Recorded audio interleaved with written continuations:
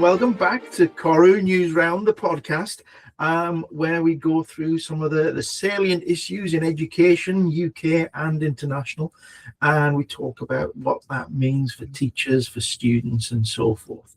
So thank you for joining us, and thank you for listening. Welcome to my co-host, Kaylee Leisure, who joins us from the Czech Republic. Is it the Czech Republic or Czechia?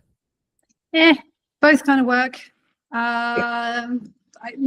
There's supposed to be a distinction made between the two of them. I think it's supposed to be Czechia, but most people still say the Czech Republic. Okay, I like that pluralistic approach. We might talk a little about pluralism today, who knows. Okay, I'm going to share my screen and we're going to get straight into it. Let's have a look. So what are we going to be talking about today? Well, we've got a range of news stories, and it's an interesting thing because a lot of it is focused on SEND and some of the things that are coming up with the review for that in the new year. But there's a kind of slightly wider theme to today's stuff, and that is the range and depth of challenges facing teachers, particularly in the UK or UK-focused schools. And all of the news seemed to be talking about various crises that we're facing schools, and that troubled me a little bit. Let's dig into this a little bit about the SEND crisis, and we'll come on to other crises in a little bit. So this is about training alone will not solve the SEND crisis in initial teacher training providers. So what this is really getting at, as I read this is in the Times Ed magazine, published last week, and it's talking about how initial teacher training doesn't really equip people to deal with SEND pupils. I can't really remember my initial teacher training, Kaylee. I don't know about you. I've got very very good fond memories of quite a bit of my initial teacher training. I did the 3-year BA Ed out of Canterbury Christchurch. Okay. And we did cover, we covered some SEND issues as part of the general course, but also it was an optional specialism that you could take. You could take 2 optional specialisms, so to be a specialist teacher in, I don't know, music or PE or art, and SEND was, SEN as it was then called, aging me a little bit. Was one of those options that I took, and it was led by an outside practitioner. She was a SENCO at a school, and it was really very good. It's interesting. I wonder about this, about how I would feel as a student teacher coming out into the world as an NQT and having to cope with students with special educational needs or possibly disabilities and so forth. Would I feel equipped to handle that, and would I feel supported in my work in schools as an NQT? And I suspect that that's probably a fairly big challenge for newly qualified teachers. Yes. Having said that, my initial teacher training was very good, and I believe it was.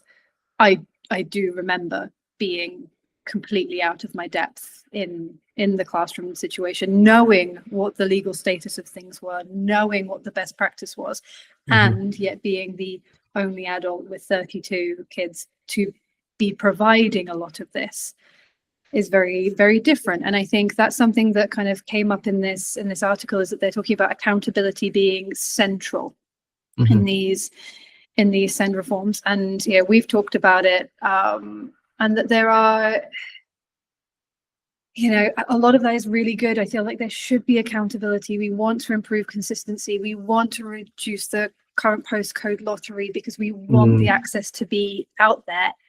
And when you get increased accountability, you often risk becoming punitive, and you put pressure on a system that is already stretched to bursting point, which is what we're seeing in a lot of these other news articles today. Yeah, I think as well, you tie that in, and once you create that very explicit accountability model, you remove the sort of developmental idea of the relationship between parent and teacher, and teachers can become a little defensive, parents can become a little bit aggressive, more assertive in their approach. Understandably, emotive subject, your own children, Sure. that's fair enough. But that whole thing removes that sort of developmental and collaborative relationship, and ultimately that's kind of what needs to be in place to work. I'm intrigued by this one about training alone not solving the same crisis. And it ties into something that we're doing in the new year as well with the new touch point idea. That and you know, there's lots of stuff out there from people like Shane Leaning, Dr. Hailey Hughes, people like that are talking about how these one-off training events that provide a sort of silver bullet of knowledge, if you like, don't actually change practice. And I think that what we forget with CPD, with training, you know, we get it done, we get it ticked off, they've done the module, happy days. And I just sort of wonder, that idea of those sort of multiple touch points, that kind of time for reflection, that process, whether that needs to be built into the nature of things going forward. But I clearly think that, because that's what we're doing. Yeah. No, I think that's what we should be doing. That's what we know from the research, that actually one-off trainings can be inspiring, but inspiring is not the same as influential to your day-to-day practice. And so what we need is more of a shift in culture towards a more sustained training approach. Yeah. Which does link to what we'll start doing in January. I was going to do a shout out at the end of the podcast for that, so maybe we'll hold on to that. You can do that too. That's fine.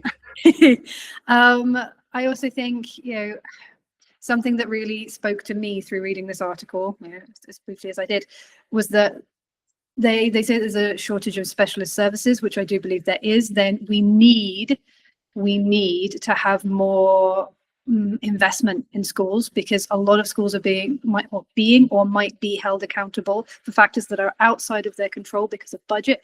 Training is expensive. Mm-hmm. Specialists are and should be, you know, paid for their worth, and so we need to start, you know, putting some money in there. You know what? As I look through the various crises that are in the news stories and so forth, it ultimately all comes down to resource choice. And you know, people talk about the rarefied atmosphere in fee-paying private schools. Not all of them have that rarefied atmosphere, by the way, I've got to tell you. And also international schools as well. And again, not all of them have that. But those very, very well-resourced places and so forth have that kind of provision in place. And you know, that's because people are paying the money for it. And I find it quite interesting that there's a reluctance to invest in the right stuff in UK education. I'm going to move on from this. Oh, no, go on. I can see a grimace across the airwaves there. I was just briefly going to say that I feel like a lot of that argument went to kind of charter schools and why, you know, individual schools then had control of their finances in the last 15 years. And I think what we've seen is that some of these big school groups do have the finances, but maybe it's not going to where it needs to go. And so I don't know. I feel like there was a big argument for taking schools out of, you know, local council control so that they could put the money where the mouth was. But then the money's still not in the mouth. We need the money in the mouth. I don't know. The reality is that once you introduce that commercial angle to things, it becomes what any business sort of pursues. And the control levers for the organization eventually move towards those that are in charge of the finances, for better or for worse. And I know that there is a tension between pedagogy, education, and commerce. Yeah. And it takes a very skilled leader to balance all of those things for sure. And that balance is not always, if at all, or rarely achieved very well. I think that's probably an absolutely fair point. Yep, fair point. So on with the SEND crisis. We have a crisis, and this is a really interesting one. And this was very correct. I was listening to Radio 4 this morning, and they were talking about something called the age of diagnosis, and they were referring to some work by Suzanne O'Sullivan about who talks about the idea of overdiagnosis. Now, the first thing that happens when you read this is it feels a little bit inflammatory. Mm-hmm. And I hark back to my former professor at Durham, Professor Julian Elliott. Joe was his informal, I used to know him as Joe. And Joe was very, very good at creating a little bit of hubris around the books that he was writing. And he used to do things like Channel 4 Dispatches programs about the great dyslexia myth and how dyslexia didn't really exist. I don't know. That wasn't really what he thought, to be honest with you. Basically, dyslexia didn't exist in the way that we kind of understood it in classroom practice. He was basically saying that we had an oversimplified view of what dyslexia was, and that it was way more complex, and that we needed more training and stuff like that. And I look at this and I think about Professor Elliott, and I also think back to some of the keynotes that I've just done recently about SEND and things like that. And I'm kind of on board with this idea, but perhaps for reasons that might not be apparent. I don't think we should be diagnosing kids with ADHD and things like that and creating an identity around it. I think we should be reducing class sizes and giving teachers the room and scope to meet kids where they are, however they present, whatever the manifestation of that concept or that challenge that they have is. And we shouldn't be boxing them off, because as soon as we box kids off into categories, we start to generalize. And by generalizing, we start to miss the nuances of how they present, how they react, and how they operate. My perspective on this has changed quite dramatically as a parent. And that's changed my philosophy from an educational perspective. So Kaylee, what are your thoughts on this? Because you've got, I don't think we're always aligned around this. I think we both have a very, very different philosophy behind this. I think we both want the same thing, and I think this is what's so nuanced and so tricky about any debate like this, is that I could read this article. I did read this article, and I thought there are some points to be made, and you're going to make them. I'm going to make them.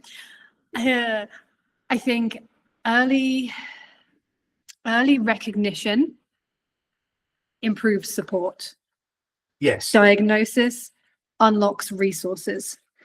And unfortunately, as we have just said, we are in a, for whatever reason, quite a resource-strapped situation, not just in the UK, but quite widely. When we've got, as you say, commerce versus education, we've got a bit of a problem with resources being where they need to be. And so I think that you end up in this situation when people are trying to do the right thing by their children, which is absolutely what you want to do. You end up stuck in this situation where you end up pushing for diagnosis, pushing for recognition, so that your children can thrive and not just survive in the classroom. I think far more underdiagnosis can do far more harm to a child and a person in their learning than overdiagnosis can. Big statement of the day. I'm with you on that too. I think within the system that we have, the people play the system as best they can to manage the outcomes for their children. That's entirely fair and reasonable. That can take many forms as well. Sending your kids to private school, homeschooling them, which has grown massively in recent years. Massively, yeah.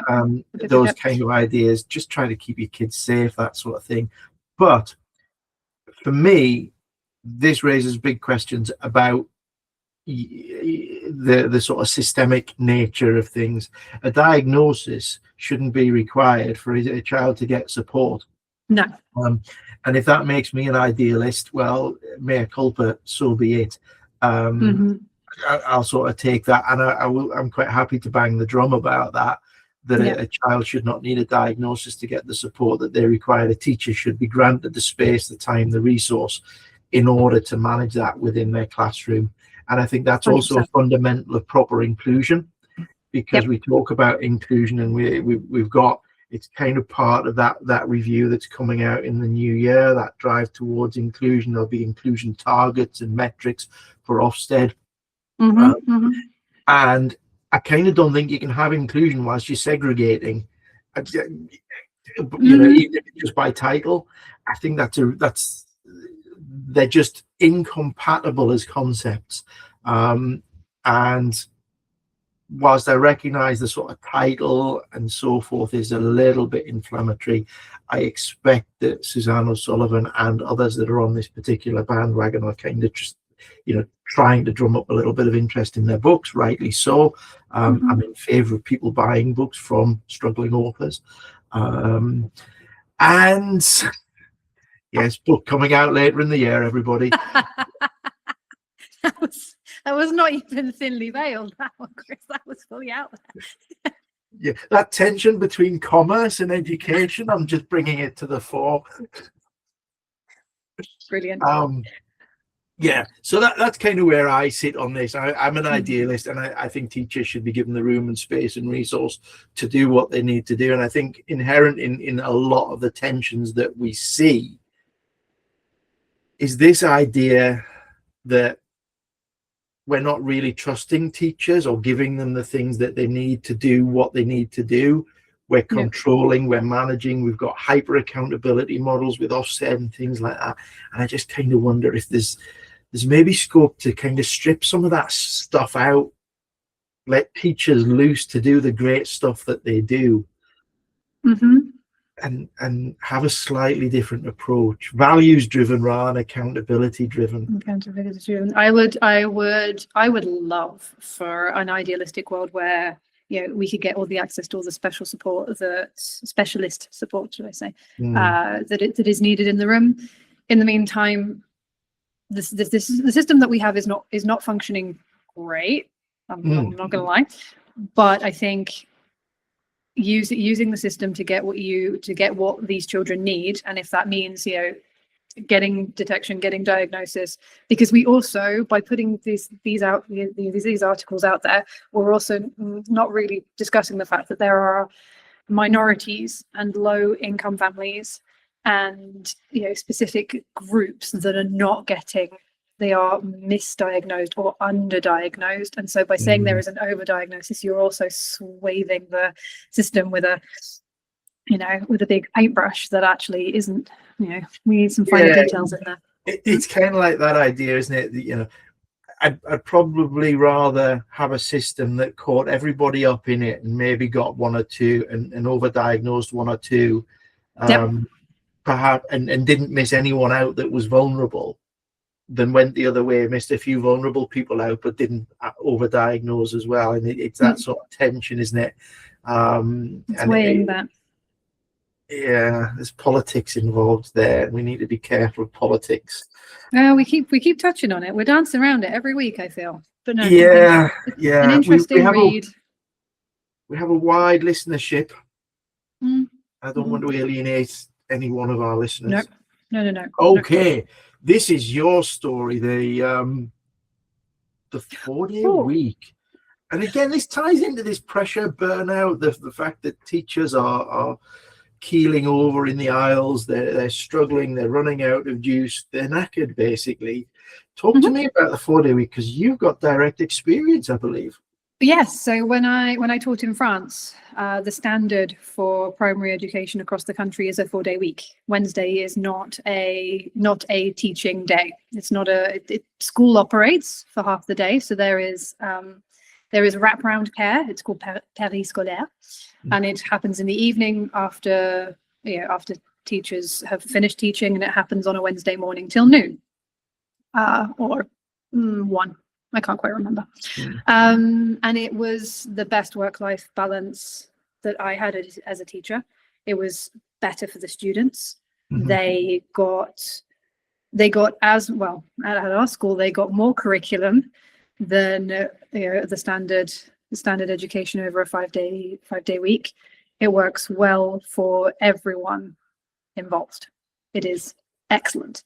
slightly different from what this article is proposing. This article is proposing that kids have a 5-day week, but teachers have a 4-day week. And so quite how this is going to work and be managed is a little bit, it's a little bit interesting, a little bit out there. But I am a strong advocate for the 4-day work week for students and and teachers. Yeah, for sure. Okay, I mean, it ties into resource choice, I suppose. There's some of it is about they talk about working smarter, not harder, and things like that. I think a 4-day week kind of makes sense for a lot of people, and I think that would be a natural program. Just on that note, France gets a lot of things very right, and I'm a big fan of food, coffee, education. It would seem there's a certain something about that. I sort of sneaky, well, it's not even sneaky, real respect for a lot of things in France. It's one of my favorite places in the world. I think it's the food that does it for me, but the food is I mean, who doesn't love a good croissant? But no, I think kind of educationally, pedagogically, the model is quite sound, and it does create, and in fact in French society generally there is quite a big focus on balance between your work life and your home life. Overtime has to be agreed on a long time in advance. We would start the school year, we used to have on a Wednesday morning, I think 3 times a year, we used to have a meeting as the whole teaching cohort, but those dates were fixed in the diary the year before, so the academic year before, so you always knew where you stood, and it was good for the students. No, I'm a big fan. Would love to see some of this in the UK. Yeah, and I think it probably would go some way to helping solve some of the challenges that teachers face, and I think that's the issue. There's a level of intensity about teaching that few people outside of the profession would actually recognise. I remember when we first had our first child, my mum was looking after her through the day, and I'd come home from a day's teaching, and after a few weeks she said, "Chris, are you all right? Have I upset you?" And I said, "Upset me? Why do you say that?" She said, "You never talk to me for the first half an hour when you get in." Like, yeah, I've been talking all day. And it's not just the talking. You're being hit with questions from all different angles. You've got variability in your day. There's you've got a huge amount of things to cope with, and the number of decisions that you have to make as a teacher on any given day is far greater than that of most other day-to-day jobs, and I kind of wonder about that downtime, giving you that break, giving you that chance, even if it is just sat at your desk actually marking, prepping, away from the sound and the hubris of school. No, I think the mental load for teachers and for students, because I have to be aware that as a teacher, I know what the plan is. I have made the plan. I've probably written it in triplicate and sent it to my manager. There are teachers out there, by the way, that are teaching and don't know what the plan is. Also a little bit of that, but I've got a vague idea as to where we're going. A lot of the times the kids are really just being thrown, left, right and center. And so the mental load also for them, and that the social situation of being in the class is a lot.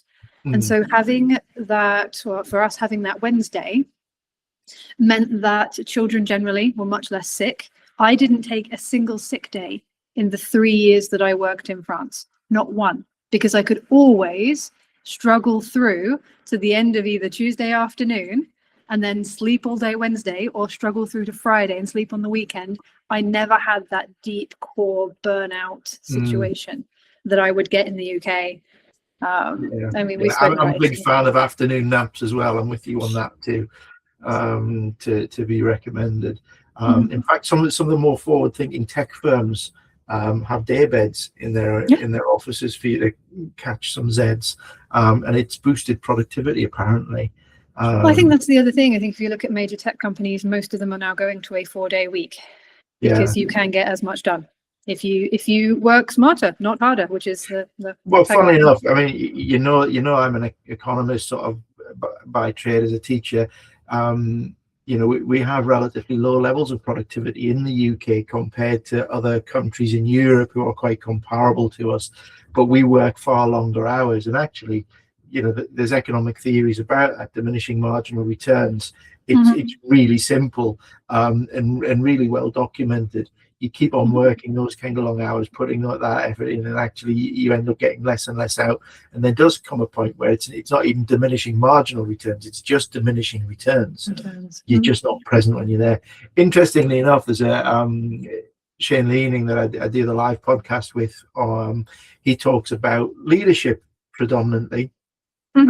He's talked about that concept that there was one of his guests talked about hiding in an office down the corridor to get stuff done, and how he had to at some point, and some people judged him for it and some people thought it was the right idea. And I thought it was interesting that leadership, you know, and he won't be the only member of leadership that's made that call. I've done that too.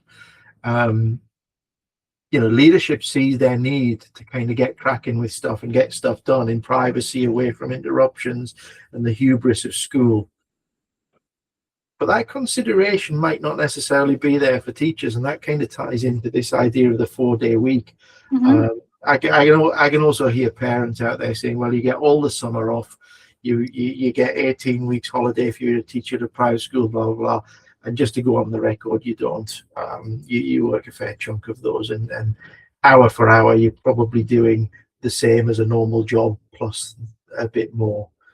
And yet, in France, you get 2 weeks half term in October, 2 weeks for Christmas, 2 weeks for February, 2 weeks for Easter, and a slightly longer summer holiday than we get in the UK, and they still get their curriculum taught, and then some. Just saying. And people voted for Brexit. Can you believe it? I mean, yeah. Okay, we need to move on from that, and I will get into trouble. Okay, just sort of touching on some of those themes. There's another thing there about Bridget Phillipson facing some questions about what's coming and the resource that goes into schools and things like that. And I think it kind of ties up an awful lot of those ideas that we are facing some fairly challenging issues in UK education. And it would be really nice if we could come at this with a slightly fresh outlook, and rather than trying to put sticking plasters onto a creaking system, maybe sought to try and resolve the sort of fundamentals moving forward. And I know that Bridget Phillipson is an ideologue. She's very, very driven. Some might say a little dogmatic in her perspective, but who better to drive through some fundamental change than someone that has got that kind of political zeal about them. I'm not a big fan of Bridget Phillipson, but if she was brave, she could do some really good stuff, because I think she's got the personality to do that. But I don't think she's brave enough in the political context that we have. I don't know. I've watched a couple of her little snippet videos, mainly the ones that come out on LinkedIn, which I find fascinating. And there's something that stuck with me when she was talking about, you know, the new curriculum, review and blah blah blah blah. And she was talking about evolution, not you know, dynamiting the whole thing and starting from the beginning. And I quite liked that idea, because with evolution you save the good, but you strip out some of the bad. There's a reason why we don't have tails. We don't have them anymore. We don't need them. And I think we've got quite a few tails in the education system right now that we don't need. So I'm hoping there's going to be some you know, evolution, and in that sense, not just piling more into the curriculum, but also stripping out some of the stuff that we don't need. Get rid of the pancreas, get rid of the tails, get rid of the stuff that we just not the pancreas. We need that one. What's the other one? The appendix. The appendix. Yeah. Sorry, we need our pancreas. Don't get rid of that. The appendix, the tails. Get rid of the things we don't need. Leave us with the bare bones.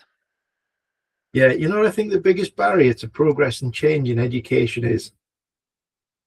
That Tell me. we don't keep young teachers in the trade. What happens is they leave within 5 years of joining the profession, and they're the ones that would bring that change to bear as they moved into leadership. And you know, that makes me really sad. And what happens is you end up with older people with a more conservative perspective and perhaps less progressive habits, behaviors, and attitudes. And that is, I think, is the fundamental barrier to change in the UK. I mean, I can't say anything because I left after 4 years and went to teach internationally. And there we because go. I was burned Prime out. Example. Yeah. Prime example. I was one of the. I was one of those teachers who was like, I can't stay there and do this anymore.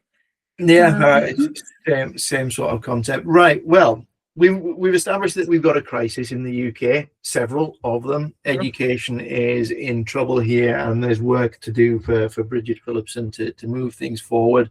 And let's hope that the curriculum reviews coming and the SEND reviews and things like that bring some much wanted and helpful change, because at the end of the day, it's children's lives that rest upon the decisions that us as teachers, head teachers, and ultimately politicians make. I searched for some good news stories about UK education, and frankly, I was really struggling. Yeah, it is laughable, but a little bit sad and tragic in the same thing. The places that I found that came up in good news stories within education, it was I had to go to a specialist publication called Positive News, and the ones that I picked up were the EU to put climate on the curriculum, which I think is got to be a positive. I don't know if you agree on that. There was another one down here about Egypt defeating an ancient disease, which was a good news story. And then there was the idea that there's a new law being set in California to help with web privacy. And I think that that's probably a fairly big issue, particularly amongst youngsters and so forth, as their world is more digital perhaps than mine or that of the older generation. What are your thoughts on those, Kaylee? So my first thought going up to the first story, the EU climate in the curriculum, yay, and it's all very well teaching the next generation, all the problems with climate change, but actually the adults in the room know what the problems are and aren't doing anything about it. So let's stop being hypocritical. We know the adults who are in charge of the world know how to start to solve some of these climate issues, rather than putting it on the kids and saying, well, this will be a problem for you in your future. Do something about it now, please. What you're saying to me is that it's a little more urgent perhaps than teaching children about it now and hoping that when they reach positions of senior leadership, they make a difference, because by then we'll all be underwater. A little bit. I'm a bit Greta Thunberg about this. Right. With the school strike for climate change. I can see that, Kaylee. I can see that in you. Just a little bit. Why are we teaching kids about it when this is, an adult? Like, yes, we need to teach children about it, and there are adults who can start to do stuff about it now and should be doing stuff about it now, who are not doing stuff about it now. Stuff now. Maybe we should just cut our emissions. Wouldn't that be lovely? Working, it's that sticking plaster idea. Okay. Yeah. And they're possibly, I'm inclined to agree, and I struggle. I was asked by one of I do a little bit of economics tutoring with students that are going on to university and stuff. And I was asked about this very thing. I'm trying to remember the phrase that the youngster used, and he was like, "Why do we need to make more stuff when we're starting to suffocate ourselves and have climate change and flooding and extreme weather? Is that trade-off worth it?" We talked about trade-offs, and it's not.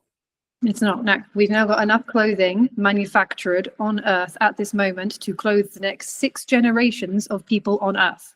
We need to stop. It just needs to stop. It needs. We're drowning. I taught a middle school STEM class, and we did quite a bit on climate change because I thought it was quite important. And Gen Z being who they are, they don't hold back. And they were like, "Why are you teaching us about this? Like, this is something that people should be dealing with right now. Like, we are 14, we are 13. We're not going to be able to vote for another 4 years. Like, people need to be." So I can see their point, and I did take it. There are mainstream economists starting to come out and talk about the fact that we don't actually need any more economic growth. No, not enough economic output, and it's interesting that still remains the key metric for success within Western economies. Whereas actually, that concept of sustainability and so forth, we've got enough stuff. How many more bits of stuff do we need? So I'm kind of with you on that. I don't see that this necessarily counteracts us doing something with it, but maybe it just appeases our conscience as an older generation. Yeah. Oh, yeah. So it is a good news story, but little book plug here. I think it'd be super interesting for you, Chris, and for any of our readers. Abundance by Ezra Klein, looking about climate change in the age of abundance, which is what we are currently in. A very, very interesting book, which switched a lot of my political views on how we fight climate change in a modern age. Strong recommend. Abundance, Ezra Klein. Maybe put a link in the show notes for that. That would be great. Okay. The last one. I think we've probably run out of time, and we do need to do a little bit of a plug for Touchpoint. And here's the thing.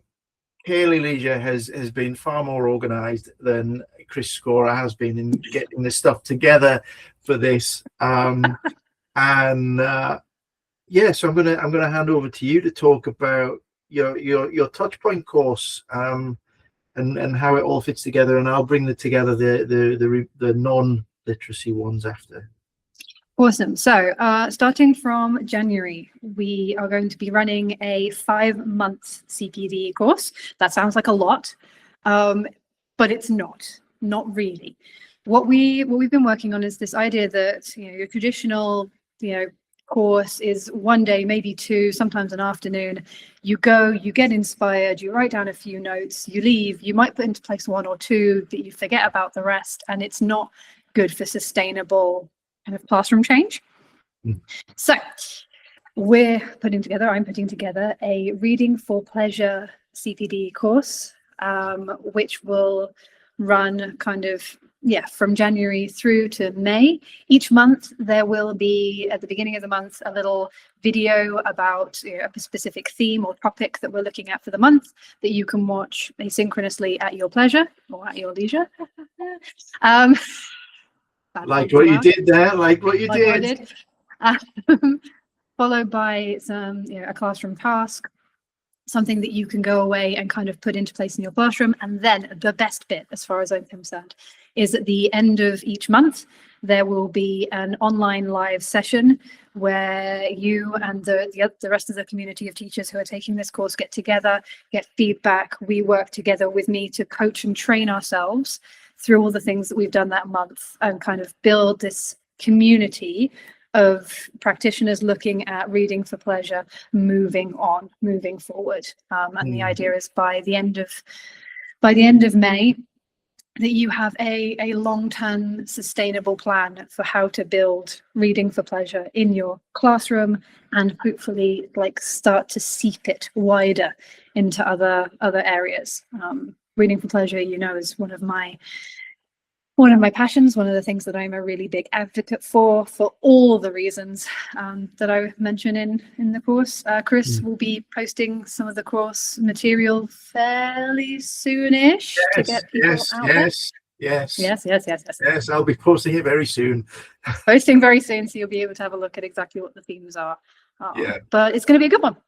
And yeah, and that whole philosophy of multiple touch points, reflection being where the real value for CPD exists, isn't just something that we sort of come up with miraculously. It's something that's been developed over a fair period of time. Since really last summer, we've been talking about this. There's work that Shane and Ephraim, Shane Leaning, Ephraim Lerner, and others have been working on, and you're starting to see this theme come through at the various festivals, various articles about the fact that CPD really needs to deliver meaningful change, and that meaningful change needs to come in values, attitudes, and approach. And really like that idea, and that's where this whole concept of the touchpoint courses has come from. So in the first instance, we're running from January through until the end of May. That being the sort of first run at it, if you like. We're offering courses not just in reading for pleasure, but we've got some AI stuff coming. We've got some data management, managing data into sort of classroom practice for you. And I'm really trying very hard. I've got someone that I'm working with, and I'm hoping that they're going to come on board to do an SEND specialist course, so a kind of community for Senkos and the like. But I'm yet to get that confirmed. Fingers crossed, because she's brilliant. I'm not going to mention her name, but she is fab. So that's kind of where we're at with our courses. Really excited to be releasing them, and the notes and things will be live on the website by the middle of next week, if not before. And there'll be short clips going out on LinkedIn to promote this idea. So we'd love to hear from you. If you're not sure about it, you have a look and you're not sure, book in a discovery call. We'll have a chat. We don't really do sales calls. We just do a chat, and educational integrity is our kind of mantra, if you like. So we'd love to hear from you and see what you think and see what you can contribute. So, Kaylee Leisure, it's been a pleasure. It's the end of a long term, you know. Getting towards that. Yeah, and I think it's our Christmas party. Yes. Isn't it? Next. We'll drop you some details about that. Yeah, I'm going to try and put some fairy lights on my background and see how that works as well. We'll figure something out. All right. Well, listen, Kaylee, it's always a pleasure to talk to you. I could go on talking for ages, but I've got course notes to do. Yeah, I've got to go teaching, so we should sign off. And yeah, thank you. See you in a fortnight. See you soon.